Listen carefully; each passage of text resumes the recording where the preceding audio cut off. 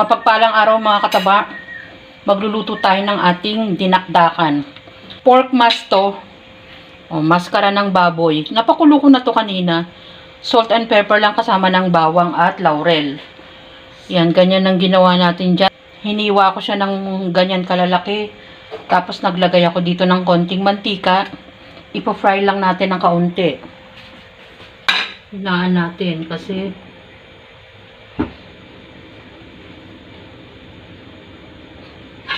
lumalaban to dahil may taba. Konting mantika lang ang nilagay ko.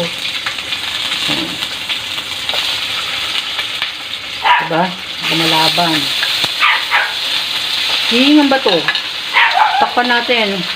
Darna! Yan.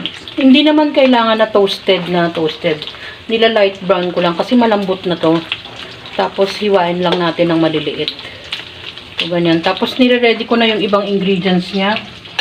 Yan. Takpan natin kasi lumalaban. Mahirap na. Sobrang ganda na ng kutis ko. Sa kakatalsik ng mga prito-pritong karne at kahit yung isda. Meron tayo ditong sibuyas, luya, siling red, siling green. Depende sa inyo gaano kaanghang. Natimplahan ko na to ng salt and pepper tsaka Ajinomoto. Mayonnaise. At meron din niyang suka. So yan, titimplahan natin yan mamayang konti sa mesa.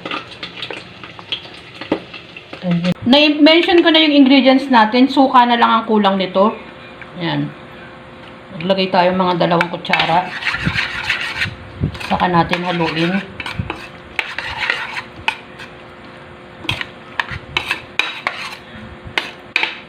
Ay, hindi ko na-mention. Maglalagay ako ng konting sugar para mabalanse lang. Mga half a teaspoon lang. O mas konti pa dun.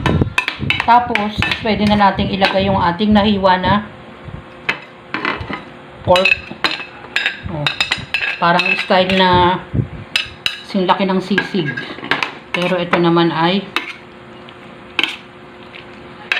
pang dinakdakan.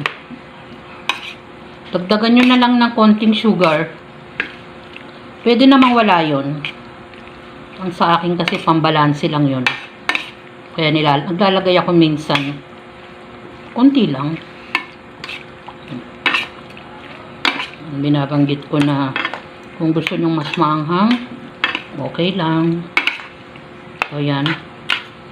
Hanggang sa mix ang ating mga ingredients.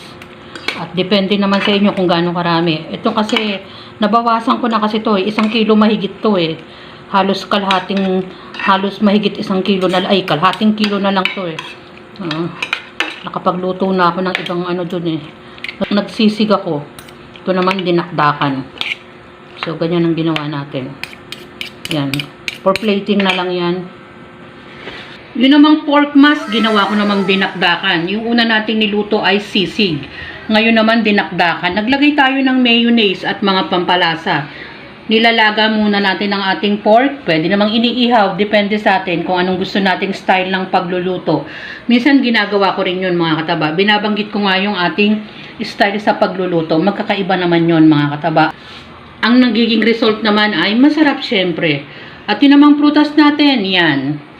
Lagi kong inaano ang ating pasasalamat sa mga biyayang dumarating sa atin dahil araw-araw kaming may mangga. Mapapansin nyo, nilalagyan ko ng papel yung ating mangga dahil malakas siyang magkaroon ng stain sa ating mga plato. Kaya hindi natin nilalagay ng direct ang ating mangga. Siguro yung iba alam na nakakamansya yung mangga. Kaya ganyan ang ating ginagawa. Yan ang ating dish for today, ang ating dinakdakan at ang ating putas na manggang biyaya.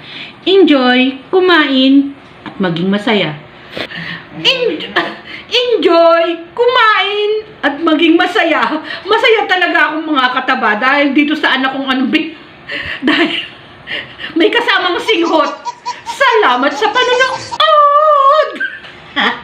At bye! Tawa-tawa pa siya mga kataba.